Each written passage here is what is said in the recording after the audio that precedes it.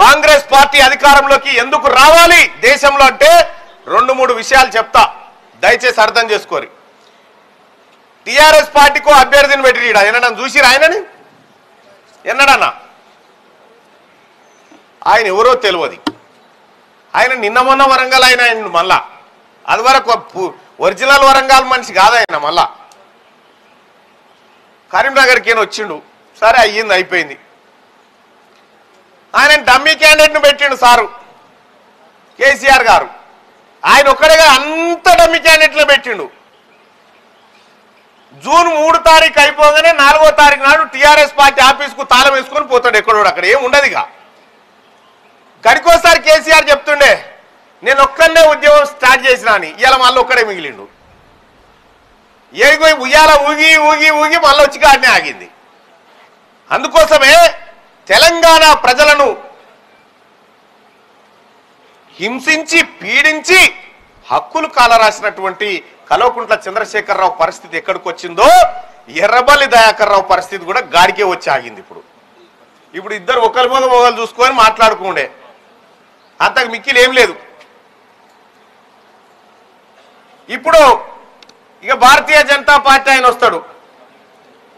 మొన్నటిసారి ఎన్ని ఓట్లు పడ్డాయి అక్కడ బీజేపీకి? 3,000 2,500 పడ్డాయి. ఆ 2,500 అవి అటుపోయే 50,000 తగ్గింది మనకు.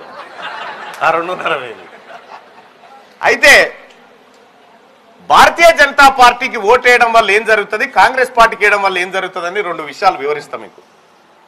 నరేంద్ర మోడీ గారు ఏమంటున్నాడు, మేము అధికారంలోకి వస్తే ముస్లింల రిజర్వేషన్ గుంజి బీసీలకు ఇస్తా 4% అని అంటుండు. రిజర్వేషన్ కట్ చేస్తాడ ముస్లింలది, కట్ చేసి బీసీలకు ఇస్తాడు. ఎంత ఇస్తాడు?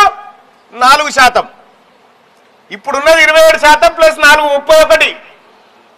రాహుల్ గాంధీ గారు ఏమంటున్నారు తెలుసా, మీ బిడ్డ కడియం కావ్య గారిని గెలిపించండి, బీసీలు 60 ఉంటే 60% రిజర్వేషన్ ఇస్తా అంటుండు. మరి 31 కావన్నా 60 కావన్నా మనమే నిర్ణయం తీసుకోవాల్సినటువంటి ఎన్నిక రాబోతా ఉంది. ఇక నరేంద్ర మోడీ గారిది ఒకటే ముచ్చట. ఆయన మేనిఫెస్టోలో, బీజేపీ మేనిఫెస్టోలో పెట్టిండు ఏమని, ఇంకొక 5 ఏళ్ళు కూడా రేషన్ ఫ్రీగా ఇస్తా అంటుండు. దేశంలో రేషన్ ఎవరికి ఇస్తారన్నా? పేదలకే అన్న. ఎంతమందికి ఇస్తావు సార్ అంటే 80 కోట్ల మందికి ఇస్తా అంటుండు. అంటే దేశంలో ఎంతమంది పేదవాళ్ళు ఉన్నారు చెప్పరేమన్నా? 80 కోట్లు ఉన్నట్టేగా. మరి ఆగయా భారత్ ముందుకు పోయినా మనం ఎక్కడికో పోయినామని చెప్తా ఉండే 80 కోట్ల మంది ఈడే తిండి గతి లేకుంటే. నరేంద్ర మోడీ పరిపాలనలో పేదోళ్ళు తయారయ్యారు తప్ప ఒరిగింది ఏం లేదు. నోట్లు రద్దు చేస్తే ఏమన్నాడు ఆ రోజు, నల్లధనం అంతా బయటకు గుంజుకొస్తా, ఈ ఆడబిడ్డల చేతులు అందరి అకౌంట్లలో 15 లక్షలు ఇస్తా అన్నాడు.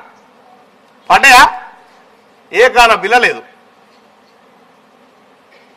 నల్లధనం రద్దు చేస్తా, పెద్ద నోటు రద్దు చేస్తే వాపసు వచ్చిన పైసలు ఏంటంటే మిగిలిన ఎంత అంటే 10,000 కోట్లు, తలిగింది ఎంత అంటే 12,000 కోట్లు. సాయం సంపాదన భూమా బురకపోగులకు సరిపోయినట్టు కేసీఆర్ నరేంద్ర మోడీ కథలు పడితే మీదికెళ్ళి 2,000 కోట్ల లాసు.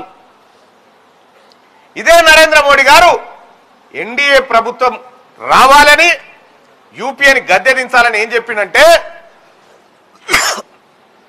మన్మోహన్ సింగ్ గారు కాంగ్రెస్ పార్టీ అధికారంలో ఉన్నప్పుడు అమ్మా గ్యాస్ సిలిండర్ 400 రూపాయలు ఉండే, 440 రూపాయలు ఉండే.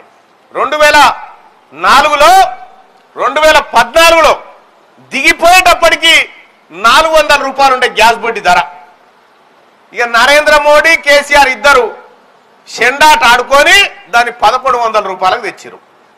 1,100 రూపాయలకు తెస్తే కాంగ్రెస్ పార్టీ ప్రభుత్వం, గౌరవ ముఖ్యమంత్రి రేవంత్ రెడ్డి గారు, ఇక్కడ ఉన్నటువంటి మీ బిడ్డ యశస్విని రెడ్డి గారు ఈ ఆడబిడ్డలు ఈ భారాన్ని మోయలేరని చెప్పి 500 రూపాయలకే మళ్ళా గ్యాస్ సిలిండర్ ని మీకు అందించేటువంటి కార్యక్రమం చేస్తా ఉన్నది కాంగ్రెస్ పార్టీ ప్రభుత్వం.